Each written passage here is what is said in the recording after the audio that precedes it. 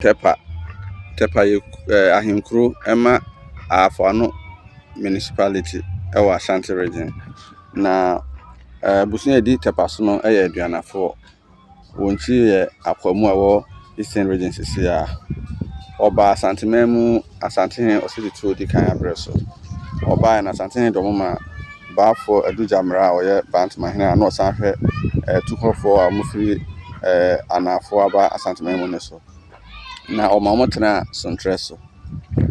otena ho kakra no na afo ye wadwe so ba hobo omosesen ewo eye ahafo mpatam ho omuduru ho no omokotu nsuo bi a na ofre no omo atu ne din katabo a kyerese atwudwo makoma eno achi ne ba bi omotena no so omotu ho din Tepa a omode to nipa no do omanima na efre na Tepa ba no ne nua ba na naje wa pa mu ene afiago pokia ne kwayi ne bae oba no so ode wonsuman mienu ne bae na ba ho ade ni asom ya na de toaso no so de eye bane ni asom ya no de na ebo wa otin konya no so ho ban enti befen sa abere nyina na wo Tepa konya dem ena ebio na ajiwa so eso bane suma no ewo na chi na bane suma no edru emerebiti se akwedire ne akwede a oya afahye kama edema bane echi no ajiwa pemu obeye omohema odikan no ne ba efe na hema eso ware na nadoma kusia na ono so gina ade wo boma a ben Tepa oche won suma ya omofre no ajaboma bane a eno so esi a meno kase ewo akwesi ase uye no firi ho na ana doma kusi ene na ire ahema no no muntime tina ba be hawama Tepa hene odikan na Tepa nti omukọ abisa ewo bane ho na bane suma no nyine ne se oya wo ho adwuma yi pa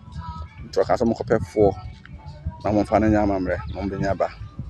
omoye sa no so munya ba amomotu ne din dan fo na so mo dan efo no a din na be dan da fo sisi a na hwe awo mu nsemu a ajiwa pemu no awa ahema so ewo mienu dafo ene adwubine ewo miensa mema mienu no baba ko ane from Tepa kwache atakwa me ene tewia ena tewia so basem ene ya donko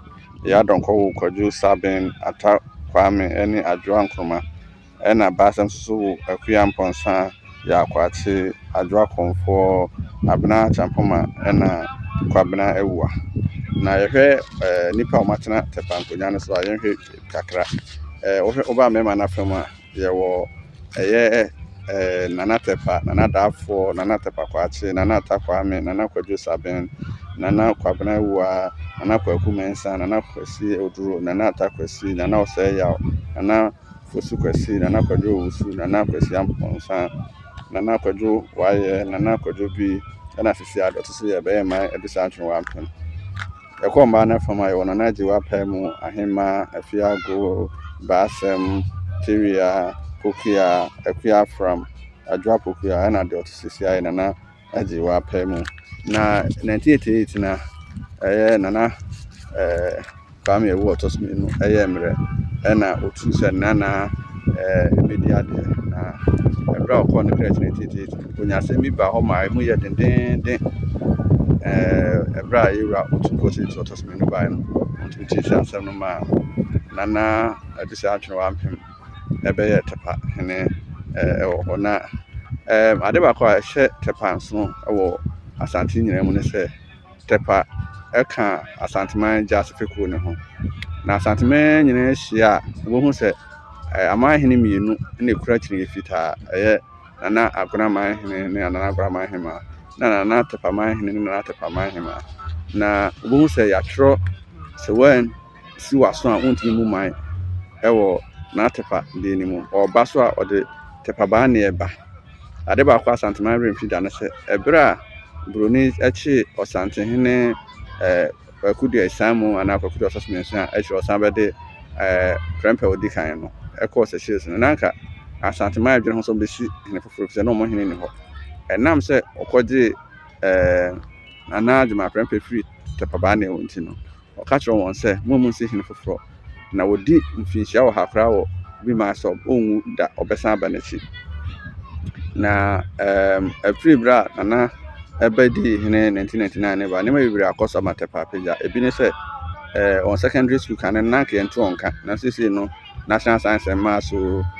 intercourse zo debate LG programs no nyinaa no sisi ato mo nka mo di akɔtene wɔ mu ɔmo yɛ ade wɔ sports nyinaa mu kama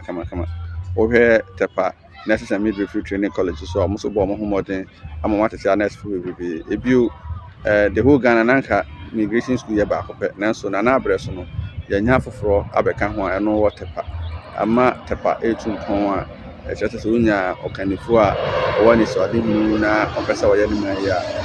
ɔman ne tu mpɔn ama ne bɛsɛ nyɛ mɛntu ɛwɔ